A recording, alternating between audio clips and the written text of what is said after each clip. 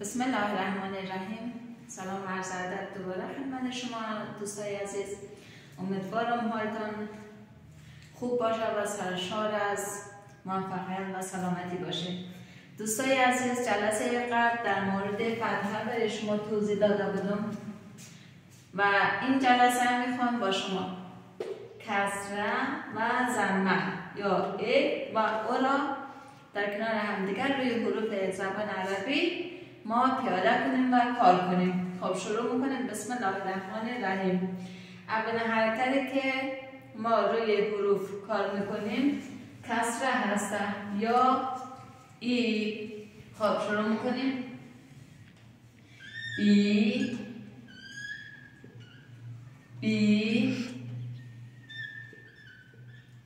تی سی جی هی خی دی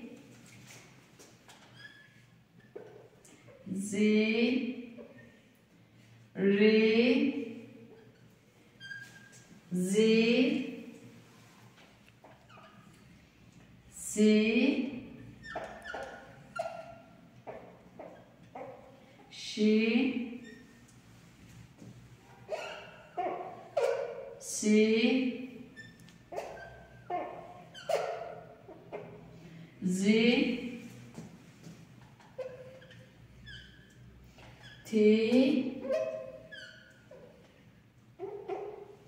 زی ری ری فی قی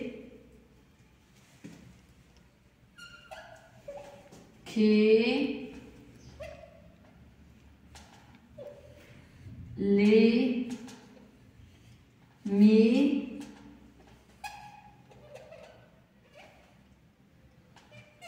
وی وی هی یی. تمام. بله دوستای عزیز، ما حروف عرب را با پیاده کردن حرکت ای روی آنها ما اینجا انجام دادیم که خواندیم ای بی تی سی جی هی خی دی زی ری زی سی شی سی زی تی زی غی غی فی قی کی لی می نی وی هی یی. بله دوستان عزیز، حالا ما بخواهیم که حرکت او یا ضمه را بخواهیم روی حروف زبان عرب پیاده کنیم. حالا چطور باید بخوانیم دوستان عزیز؟ خب مثلا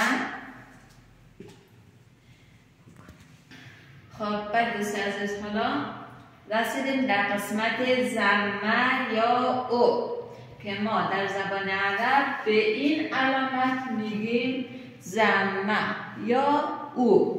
خب حالا بخوایم روی حروف عرب پیاده کنیم. ابتدا چیکار کنیم؟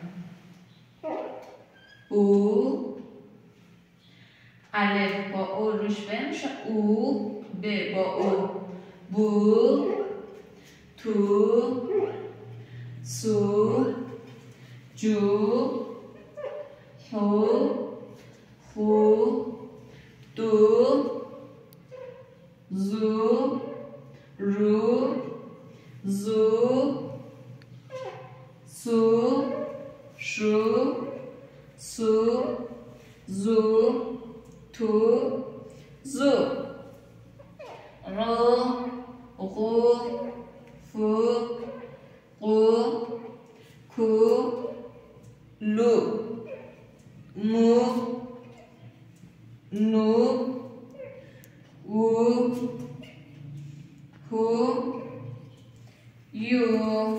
بله دوستان عزیز، این بود حرکات زبان عرب که ما روی حروف پیاده کردیم. تمام.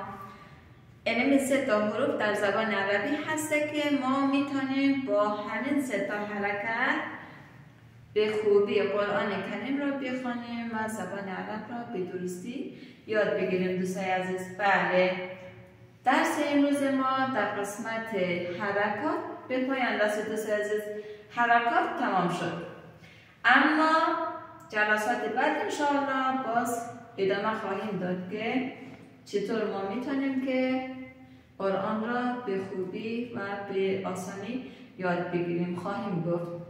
خب موفق باشیم. خدا نگهدار.